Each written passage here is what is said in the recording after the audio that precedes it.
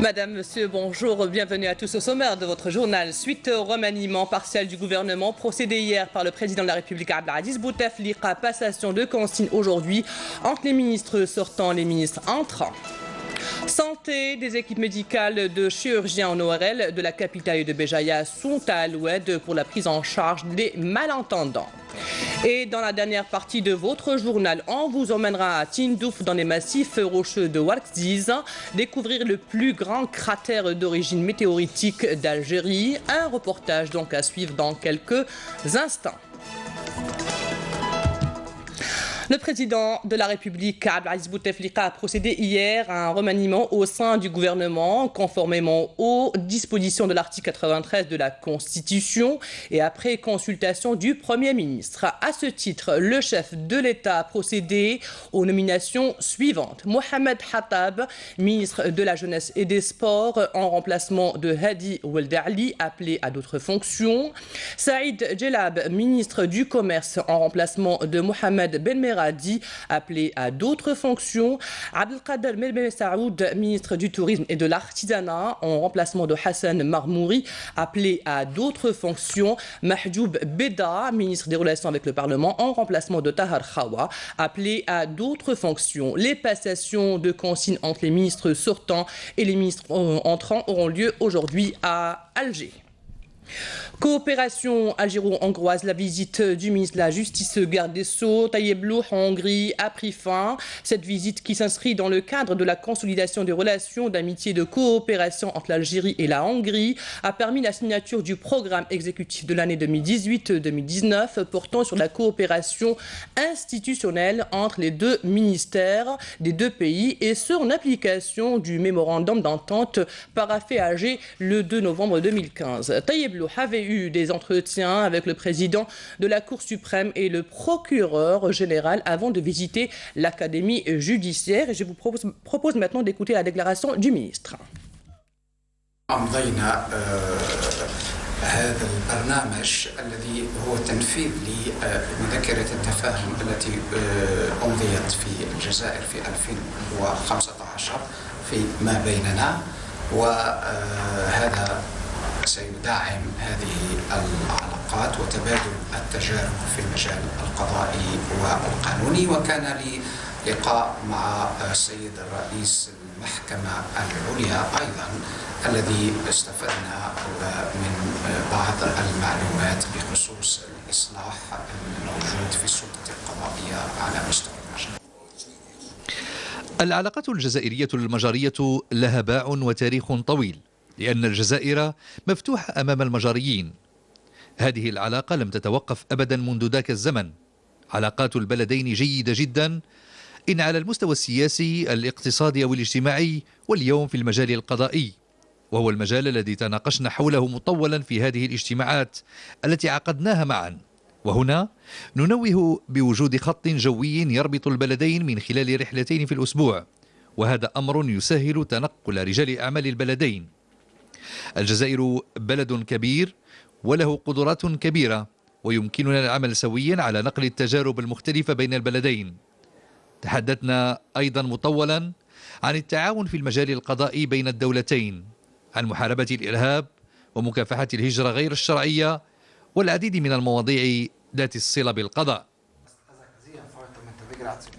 Dans l'actualité nationale, également séance plénière au niveau de l'Assemblée populaire nationale consacrée à des questions orales adressées à des membres du gouvernement. Ces questions concernent les secteurs de l'éducation nationale, de la santé, de la population, de la réforme hospitalière et du travail, de l'emploi et de la sécurité sociale.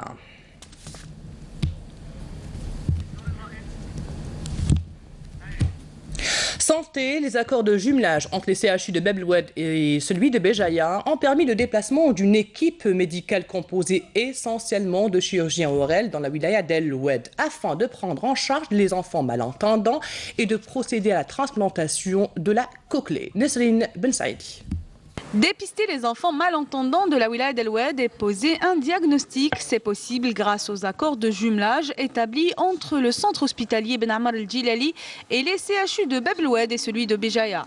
Une équipe de spécialistes composée de chirurgiens ORL et de généticiens se déplace une fois par an afin de prendre en charge ces enfants et procéder à des interventions de transplantation de la cochlée. Grâce aux accords de jumelage établis entre les deux CHU du Nord, composés de généticiens et de chirurgiens, nous allons pouvoir diagnostiquer l'origine du trouble de l'audition chez les enfants et connaître son origine pour pouvoir le corriger grâce à une transplantation de la cochlée.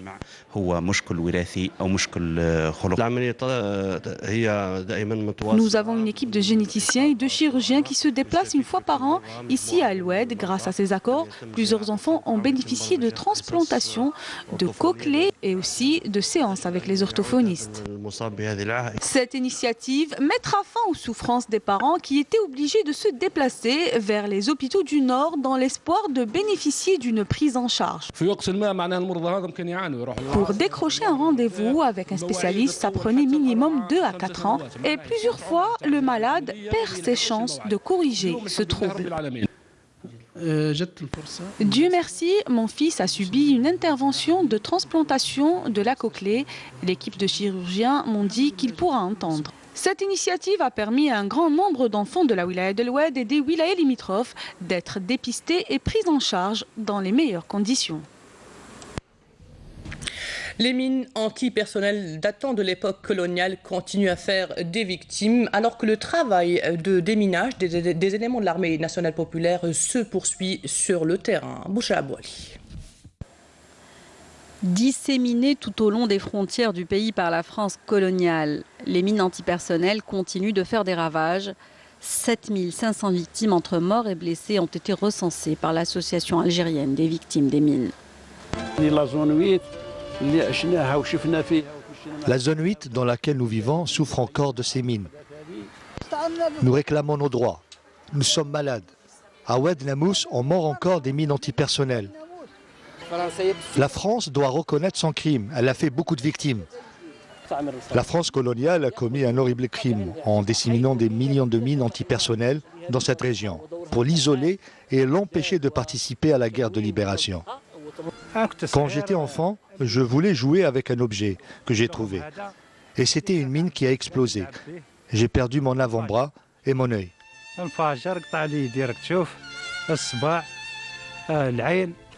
Je retournais la terre quand elle m'a explosé entre les mains. Sur cette stèle sont inscrits les noms de milliers de victimes de mines antipersonnelles. Une liste funeste qui aurait pu être plus longue sans les efforts de l'ANP qui mène régulièrement des opérations de déminage.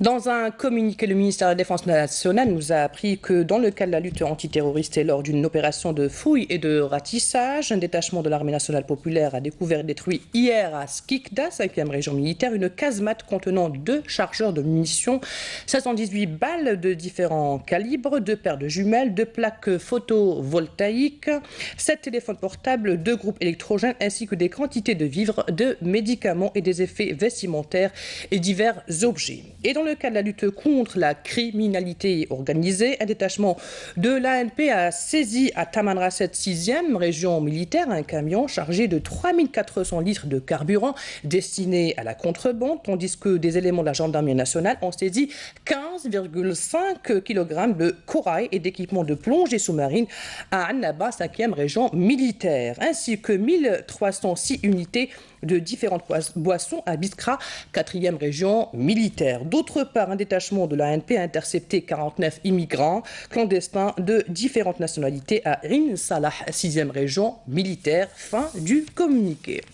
Partant dans une autre région du pays, Batna, où des entrepreneurs privés de cette wilaya ont décidé de consolider leurs efforts et ce pour la bonne cause, offrir gracieusement leurs services pour la réalisation d'une route reliant Ségana à Barika, une initiative saluée par les autorités locales et les habitants de la région. Manal Boutouaba.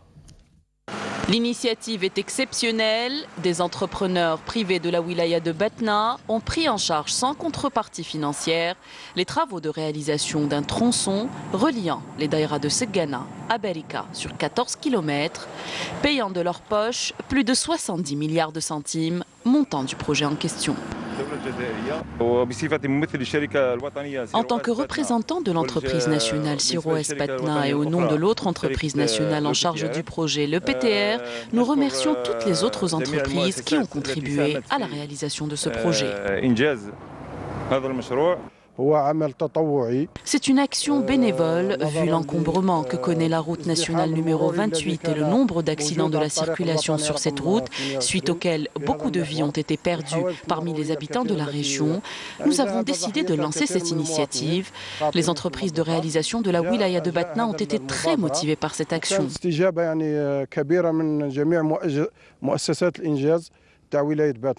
L'opération ayant reçu l'aval du premier responsable de la wilaya qui y voit un exemple à suivre et une démonstration remarquable de l'implication que devrait avoir tout réseau d'entrepreneurs dans le développement de leur région. Les entrepreneurs ont exprimé une grande motivation pour ce projet. Les bureaux d'études également. Nous avons très rapidement entamé les travaux. Dieu merci, ces derniers sont aujourd'hui estimés à 30% d'avancement. Nous avons également pris l'initiative dans la commune de Fesdis avec un autre entrepreneur local pour la réalisation d'une route dans cette ville d'une longueur de 1 km pour environ 1 milliard de centimes. Cette action de bénévolat n'est pas la première et ne sera pas la dernière. Beaucoup d'autres ont été entreprises en parallèle par des groupes d'entrepreneurs privés à travers plusieurs daïras et communes de Batna. Des initiatives saluées par tous en ces temps d'austérité induites par la baisse drastique des ressources financières issues des hydrocarbures. L'actualité à l'étranger en bref ce midi, un résumé signé par Hasna Zoubiri. Les États-Unis ont annoncé hier le début de la fin de leur mission en Syrie. Le président Donald Trump semble avoir cédé pour l'instant aux pressions de ses conseillers et de ses alliés, renonçant à un retrait rapide des troupes américaines. La mission militaire visant à éradiquer le groupe État islamique EI touche à sa fin, a déclaré la Maison-Blanche. Le candidat du principal parti d'opposition de Sierra Leone, Julia Maada Bio, a été investi en tant que président hier soir. Selon la constitution du pays datant de 1991, le président élu doit prêter serment immédiatement après l'annonce du résultat des élections par la Commission électorale nationale. Le chef de la diplomatie russe, Sergueï Lavrov, a appelé aujourd'hui à une enquête substantielle et responsable sur l'empoisonnement de l'ex-espion russe Sergueï Skripal, avertissant que Londres ne pourrait ignorer les questions légitimes posées par la Russie. Des responsables nord-coréens et sud-coréens se sont rencontrés ce matin pour préparer le sommet du 27 avril entre leurs dirigeants qui aura lieu dans la partie sud-coréenne de la zone démilitarisée. Ce sommet troisième du genre doit préparer un face-à-face historique entre M. Kim et le président américain Donald Trump en mai. M. Kim deviendra le 27 avril le premier dirigeant nord-coréen à fouler le sol sud-coréen depuis la fin de la guerre de Corée entre 1950 et 1953. Rappelons que les deux précédents sommets intercoréens en 2000 et 2007 avaient eu lieu à Pyongyang. Retour au pays et direction Guelma, à l'est du pays, une région qui, en cette période de printemps, accueille beaucoup de visiteurs, des curistes, pour la plupart attirés par les eaux thermales. Regardez ce reportage de Sihem Kenouch. La région de Guelma connaît un flux de visiteurs en quête de ses sources thermales et légendaires bains riches en soufre. La clientèle devient de plus en plus exigeante et les infrastructures thermales se plient à la forte demande, font en sorte aussi d'être à jour et bien moderniser leurs services. L'eau, elle est impeccable. Nous avons de l'eau chaude, nous avons de l'eau froide au désir du client. Ce qui m'a permis encore de revenir. Je suis venu encore plusieurs fois, plus de 15 fois. Côté familial, nous avons ici, moi j'ai remarqué qu'un pavillon réservé pour les familles, pour les célibataires, ils ont un endroit séparé et le respect il est mutuel. En plus des robinets d'eau purement thermale, le client, et comme dans tous les spas, peut choisir ses soins entre bain mort et salle de jacuzzi ou sauna. Des salles de sport bien équipées sont à sa disposition. Les normes sont internationales, comme nous l'explique ce professionnel. Alors nous avons un spa en normes internationales avec une source Ain Shfa, une source thermale à 97 degrés. Le hammam, le spa, il est fréquenté par toutes les wilayas du pays. C'est un spa familial, les familles avec leurs enfants pour le week-end, il est fréquenté surtout pour les vacances. Le printemps à Guelma est une période idéale pour les cures et quand les normes internationales sont bien respectées, cela devient un véritable moment de bien-être. Partons à présent à Tindouf et plus précisément aux confins des massifs rocheux Ouargziz. Il s'agit du plus grand cratère d'origine météoritique d'Algérie. Imposant par sa taille, il constitue une véritable curiosité que vous allez découvrir avec Rahim Abdelaziz. Regardez.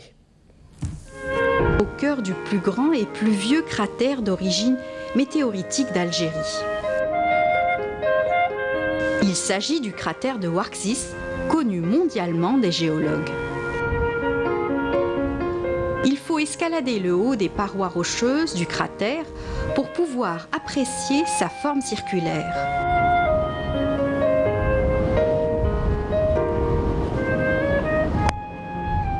Au fond, se sont constitués des sédiments dont les dépôts remontent à des milliers d'années. L'impact réel de la météorite qui s'est abattue sur le massif de Ouargziz il y a plus de 65 millions d'années reste difficilement perceptible à l'œil nu.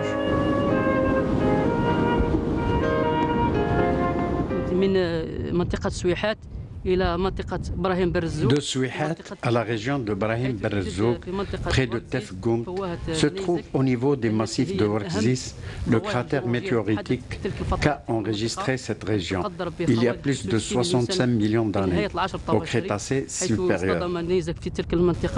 L'impact a provoqué un cratère où les débris sont encore présents dans cette région.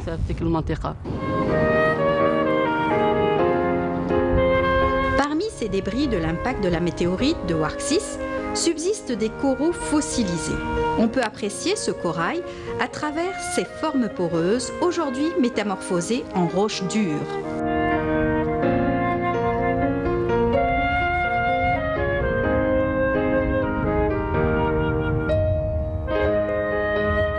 Le cratère de Ouargziz s'étale sur 3,5 km de diamètre. Les falaises de grès l'encerclent entièrement. Au fond, les grosses voitures tout-terrain apparaissent minuscules.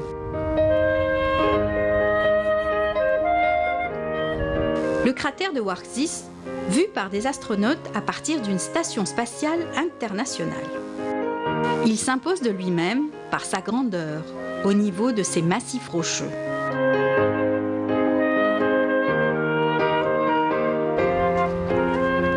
Hassi Mounir, Bouaqba et les massifs de Ouargziz restent ces régions de Tindouf où les paysages envoûtants l'emportent sur la monotonie qu'impose le désert. C'était donc un reportage de Rahim Abdelaziz et lecture de Amel El-Oulmi. Football, voici maintenant le programme des rencontres de la 25e journée du championnat de Ligue 1 Mobilis prévue ce vendredi. Rencontre entre la JS Sabra et le CSE Constantine à 16h. Pour ce samedi, à Alger, le Paradou AC jouera contre le MCAG à 15h. La JS Kabylie va rencontrer le S Sétif alors que l'USM Blida jouera contre l'US Biskra. Autre match qui mettra aux prises le NED Sindé face à l'USM El Harrach, alors que le DRB Tajnant va rencontrer l'USM Belabès. Et c'est la fin de cette édition préparée par la rédaction de Canal Algérie. Merci à vous de l'avoir suivi. Dans quelques instants, les prévisions météo de Mina Abed. L'information continue sur notre site entv.dz, sur YouTube Canal Algérie ou sur notre page Facebook. À demain à midi. Au revoir.